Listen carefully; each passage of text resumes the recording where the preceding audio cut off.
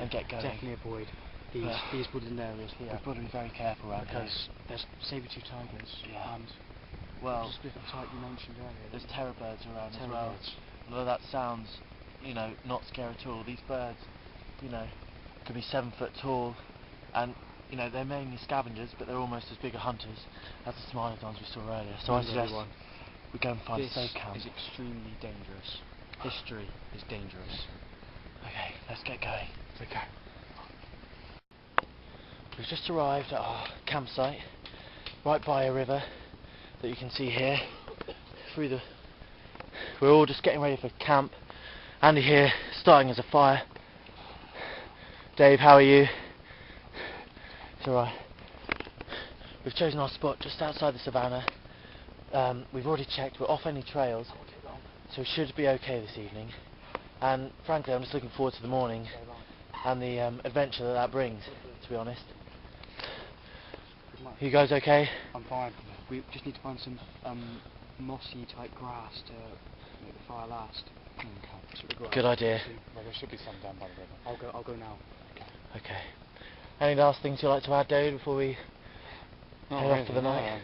You know, a bit stunned, to be honest. You know, here we are in this unfamiliar place. Brilliant. I don't know. I guess I'll know what I make of it in the morning. Andy, anything to add? What? I've got smacked.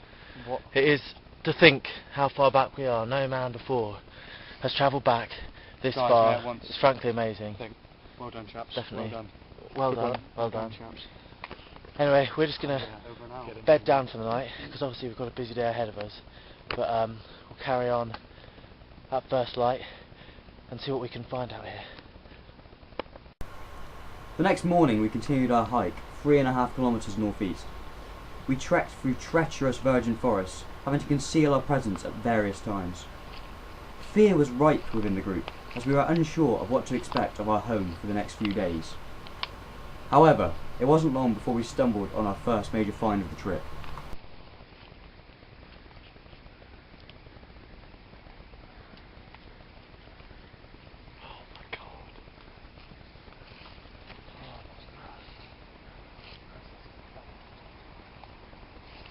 There's obviously a settlement over there. Basically, as you can see, this debris, as we might see it, has been gathered together here as storage. What they do is, some meats, they smoke them, put them within to store, keep them out of sight of animals, make it more difficult for them to get there. Also, firewood, because Homo erectus were the ones who initiated fire, and hopefully, just hopefully, you know, we'll come across them and see them in action. That's what. It's just. And what potential threats do they pose? I mean, Obviously, we're not overly sure of what. I suppose no human other than us would ever have encountered them. Exactly. So we need to be wary. We need to be very wary of their reaction. Best not to interrupt too much. Stay out of sight. Stay out of sight. Obviously, you know, very early sort of weapons. What sort of things can we expect to see? I'd say axes, perhaps not quite axes, more things made out of sticks. Colouring here is caused by an early form of a deer-type creature. It's extremely rare. It's caused when they're feeding, literally on the ground. They come along and the saliva on their lips or on their tongue even, sort of as it scrapes what's needed to change it to this colour. It's the only known creature to do this to, or affect vegetation in this way. Do they not eat the leaves, or? They were just eating around it, and obviously didn't eat these particular ones, and have eaten others that were there. What do you make of this? Ah, good find. I think it's some kind of weapon, some kind of a broken part of a spear. This is a typical weapon for this sort of period of time. It's mainly a simple object. Literally, most weapons were stick-like.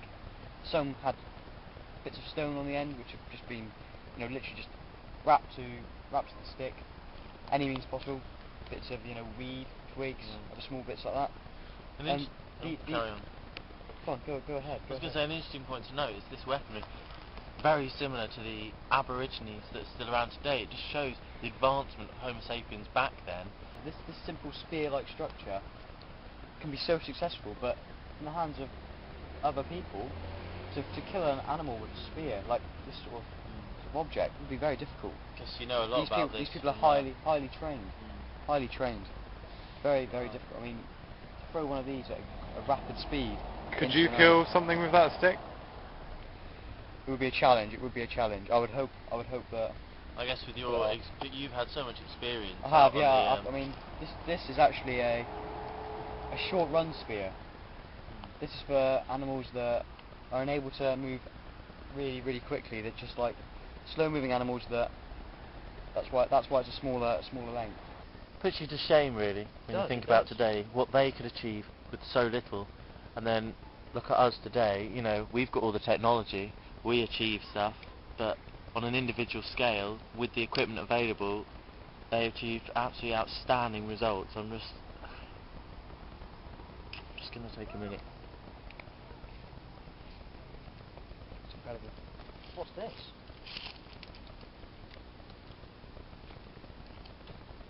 Oh, this is ridiculous. It's all here. This is an early form of almost like grenade. I'm not gonna go too far, but this is like an early form of grenade. This can be used to sort of, obviously not hunting people, but hunting animals. Thrown at, it's just a clump of mud, but when thrown at an animal, obviously it breaks in their eyes. I guess they could use it to herd the prey to where maybe the rest of the hunters are waiting. Exactly. It's not an individual man. Would we be able to see a demonstration of this grenade? Possibly. I mean, have we got? I think we've probably got We'll take got it a good and amount. Demonstrate elsewhere. Definitely.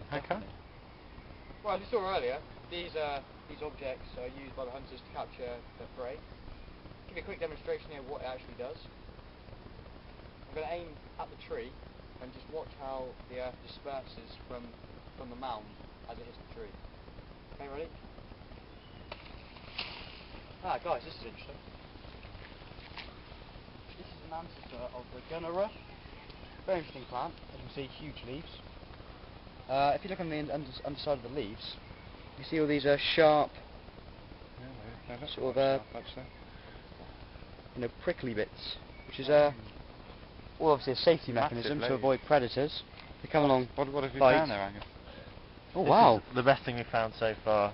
You know, this is a flint. It looks like a scraper. Obviously, I'm guessing it's been dropped at some point. You know, after being used. Down here, why they're here I don't know, but basically it was used for, well, today we might say shaving, but back then they'd use it to cut things, scrape bark off trees, skin, you know, scrape off the flesh from a hide before using the hide. They had a vast number of uses, and they were just so common around, but you know, this is the first real piece of evidence that people, apart from what we saw earlier, people are out here, they're using tools, you know, and they're making a good living.